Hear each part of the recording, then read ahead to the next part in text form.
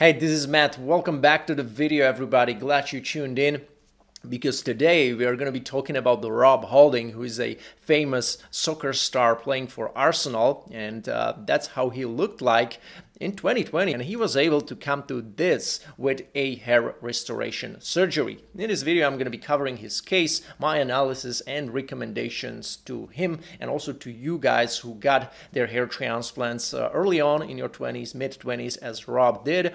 And I'm going to give you some tips and tricks as well, how to keep that hair for as many years as possible, keep it thick and dense.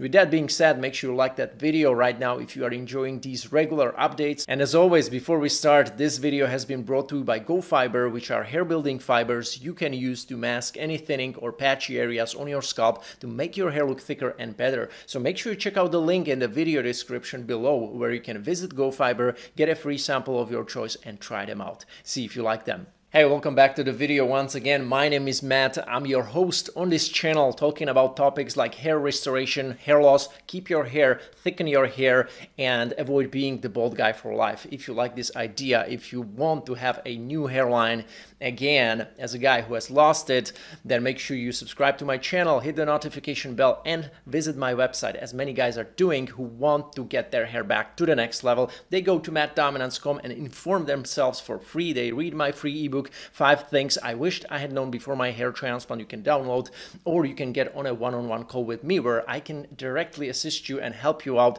with your hair issue, being it getting your hair back with a hair transplant, with a treatment, or a combination of both. All right, so make sure you do that. And now let's come back to the topic. Now, by looking at Rob Holding with like shaved head, one could argue like, why restore his hair at all? I mean, he looks good without hair as well. Now, obviously, he probably did not think that, so that's the reason why he decided to have his hair restored. And since this is the channel which talks about these issues, I'm gonna cover it right now. I was surprised how his hair loss went on. I haven't seen major hair loss on this guy until his like 24 year of age, and this was just 2 years ago, 2 years and a couple months. His hair wasn't so bad. It was still like in that Norwood 1 to Norwood 2 transition, especially from this corner. It looks almost perfect. His left corner looks more like combed over and camouflage, but still 2 years ago wasn't so bad. And then you see this, which is already way more hair loss recession, just maybe 1.5 years later, and he's 25 by this time, I guess. Or photos like that, where you obviously see that the frontal third is already pretty much on the go. So I can imagine how this could have been surprising to him as well, as a guy who has a Norwood 1 to Norwood 2 hairline frame since his 20s, and then suddenly, you know, from 24 years of age, it's gonna drastically change, because it's quite a aggressive hair loss here. Now, if you find yourself in a situation where you just went through rapid hair loss recently, I highly suggest you to get on medication. All right, medication means finasteride, minoxidil, and ketoconazole shampoo. That's the best thing you can do. Now, if you find yourself unable to stick to a regimen consisting of 3 treatments, then the next best thing would be just finasteride and maybe the ketoconazole shampoo, which doesn't need daily application. So that would be the next best thing that you need to start as soon as possible if you are considering hair transplant over the course of your life, and especially if you're a guy in your 20s. So that's very, very important. In his case, I hope he is taking finasteride, because it will have very bad repercussions. Now, I know most of you guys are still probably against finasteride. You don't want to take it, even though it is the best out of these 3 that I just mentioned, and it's going to be able to keep your hair for longest, and it's going to be also very effective. It's also easy to take, easy to stick to as a treatment for many, many years. There is also topical version of finasteride, which there is always more and more proof that it can have pretty good efficacy and minimize the DHT suppression in the plasma. It doesn't say minimize the side effects, it just says minimizes the DHT suppression in the plasma in your blood. That means that potentially also less side effects as a result of that. I made a video on it, so make sure you watch it if you are interested. It is as low as 0.025 25% of topical finasteride, or even less, like 0.0125%. Make sure you watch this video if you want to try it out, maybe experiment with it, because it is experiment. It is not FDA approved treatment for hair loss, but recent study from 2021 says that it could be a good alternative to oral finasteride if you want to have, you know, hair loss preservation or hair loss stabilization while minimizing the potential side effects. And this is already him with a hair transplant, and it seems like 4 to 5 months after the surgery. Now, not sure how many grafts he got, because I wasn't able to find a photo immediately post-op where you could potentially see the grafting. That's the best way how to estimate it. From here, it's hard to say. It can be 3,000, 3,500 grafts, something like that. Hard to tell. However, I see already this area which looks lighter and thinner compared to the transplanted area.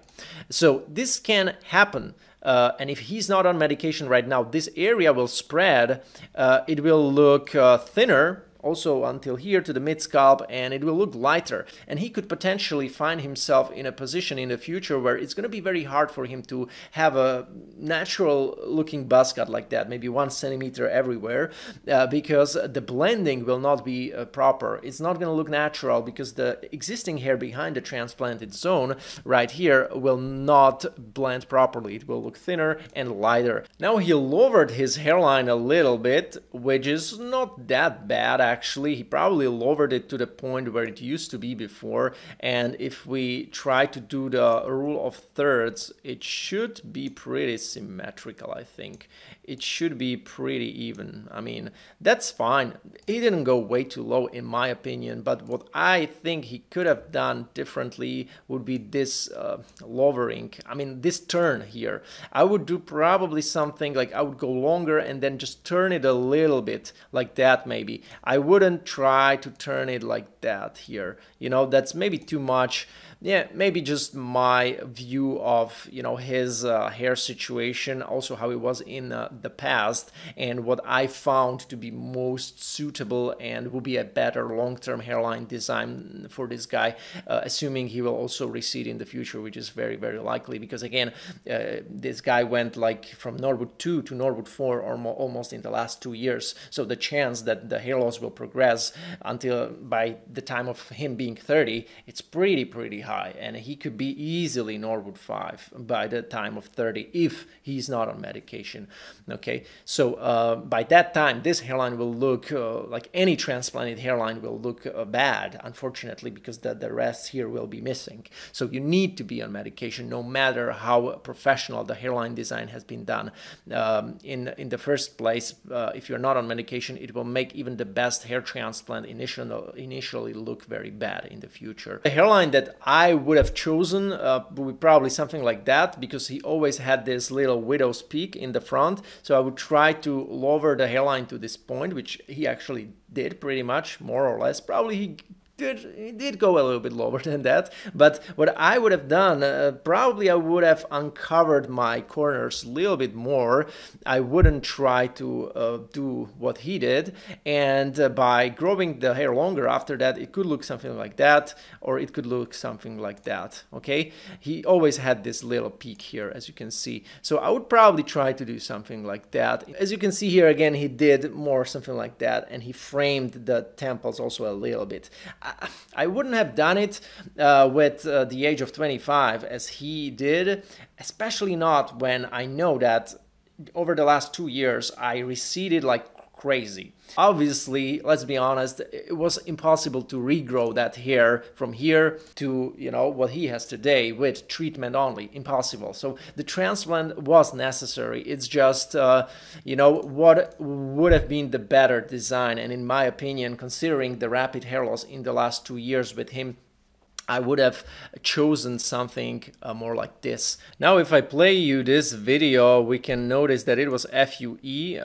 They also show the head from the sides, and I don't see any scar, and that's why I just conclude this was FUE, very, very likely. And the good thing is that I don't see any patchiness on his donor area, any potential signs of you know, over harvesting, which is great, and that means that he did a good choice with his physician, at least when it comes down to not over harvesting the donor. With that being said, guys, thank you so much for watching. That was my opinion, my view, my sharings, what I thought about the Rob holding. Many of you guys suggested it on Instagram, on YouTube weeks ago, so I was like, I must do this video. Now, with that being said, thank you so much for watching. For all of you guys who are interested in me helping you out with getting your hair back and with all that hair loss issue, be it a treatment, or you want to do the surgery, or you want to combine both aspects, which is ideally what I suggest for best results, then make sure you get on a one-on-one call with me where I can help you out directly with this issue, help you avoid clinics which are low potential, which maybe appear as skilled and credible but they are not, and avoid many pitfalls that guys are constantly doing during their hair transplant research, which it's not producing good results because they don't know what to look for in a good doctor and how to choose the best clinic and all that. So make sure you do that. Make sure you check out my website for free information on topics like hair loss, hair restoration, 5 things I wish I had known before my hair transplant. This is my free ebook, and also free Facebook group you can visit on Facebook with almost 4,000 members. Awesome stuff, guys. I'm gonna be happy to see you there and welcome you there personally, so make sure you join on the link below as well. And that was it. Thank you so much for watching, guys. See you in another video. Take care.